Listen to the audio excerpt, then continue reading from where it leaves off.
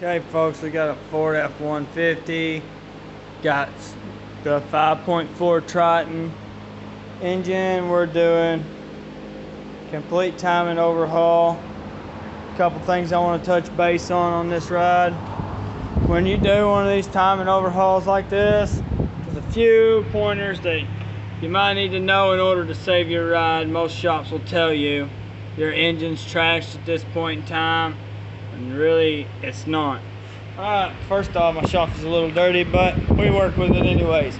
So, they tend to turn a lot of metal shavings loose in the engine when the timing system goes out. This one broke the guide rails, and you can see the chain slapping that. The driver's side didn't do driver's side didn't do too bad. Passenger side was completely destroyed. Anyways, turned a lot of metal loose in our engine. Usually if a shop finds metal in these, they'll tell you right off the bat, engine's trash. Not necessarily the case, they just don't want to dick with it. Alright, there's a few things you really need to check thoroughly when you do this. To start with, change your oil pump, no matter what. If you got any kind of metal turned loose in this engine, change that oil pump. Secondly, it needs to be thoroughly cleaned. Alright, there's several places that you really got to check. Alright, one of the places being that you got to check is these VVT solenoids that go on the top. They bolt right here. And there's a couple things here we're going to go over too. To start with, these VVTs have got a gasket on the back side of them. This gasket deteriorates. Starts turning these little pieces of material loose. You do a brand new system, use this same gasket, might as well waste your time. Inside this little thing right here, you got several little screens. Yeah, let's see if we can focus on these. Right there you got a screen. How well you can see that? You see that little screen down in there? If that gets stopped up, you're in trouble. The screen over here on the VVT solenoid. If they get stopped up or get metal built up like that right there, wasting your time. All that has to be cleaned thoroughly. VVT solenoid comes out right there. This little piece comes off the block. The driver's side's got 2 bolts, here and here. And it just pulls right off. It's not too hard. The passenger side has 3 bolts. Oops, drop one.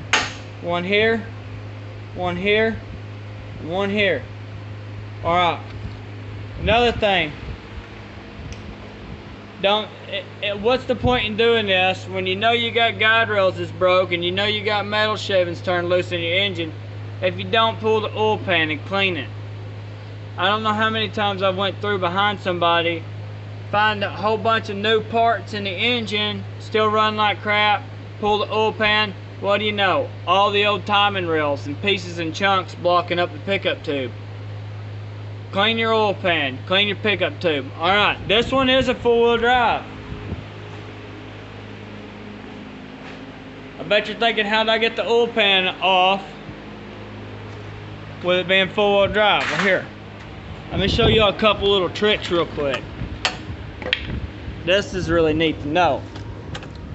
Alright, start with, I pulled the sway bar linkage completely out from underneath the truck, the whole sway bar. Alright. With it out of the way, you have enough room to run around and get all your oil pan bolts. All the way around. Alright, now you got this thing right here to deal with. Your big front end pumpkin. Sorry, I'm limited on light. Here we go. You got your front end pumpkin to deal with. Alright, on this one, I just simply took that bolt right there out. And then over here on the front of the pumpkin, I loosened that bolt just a little bit. That one up there that's on the back side, which you can't hardly see, it's back up in there. Not the motor mount bolt, but there's another one up in there that holds the top of that. I didn't even have to loosen that one. Once I got that one loosened and this one loosened, it dropped down enough that I was able to take the sway bar link out and drop the tail of the oil pan down. Alright, now once I did that, I had to deal with the pickup tube. Alright, the pickup tube is simple. You just reach right up in here, get my camera situated. You see that hex stud right there? That's the pickup tube. It's got one bolt right there that holds it on, and then 2 bolts on the oil pump. If you take the oil pump off and then drop your oil pan, it's really simple. I've actually got the oil pump back on because I already put the oil pan back underneath the truck. Before you bolt the oil pan up, you need to bolt the pickup tube to the oil pump. That way you don't take a chance of bending your pickup tube. Alright, let's go back to the top. With the oil pan clean and your system ready to go, make sure both of your VVTs are cleaned up nice. Alright, I use a drill.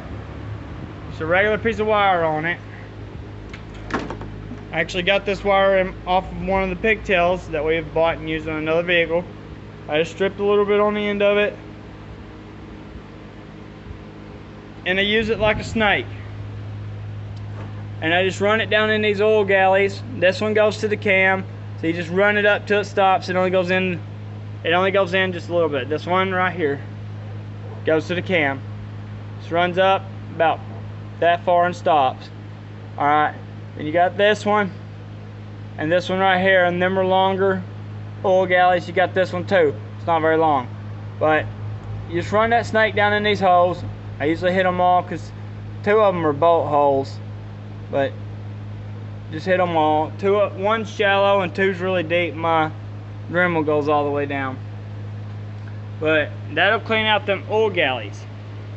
Once you get the oil galleys, your Dremel run through there. I use diesel, and I just spray it down in the holes just to wash out any metal shavings I have left. I'll completely make sure the oil pan's drained out and cleaned out for anything that comes down. We'll take the oil plug out and wash this front little section you see right here. Take diesel and run through there and just wash out any metal shavings or any debris that we've turned loose running our Dremel down through here. And then we'll be rebuilding the front. I'll drop back another video once I get a lot more of it put back together and explain everything, show you the timing marks and whatnot. Thank you. Like and subscribe.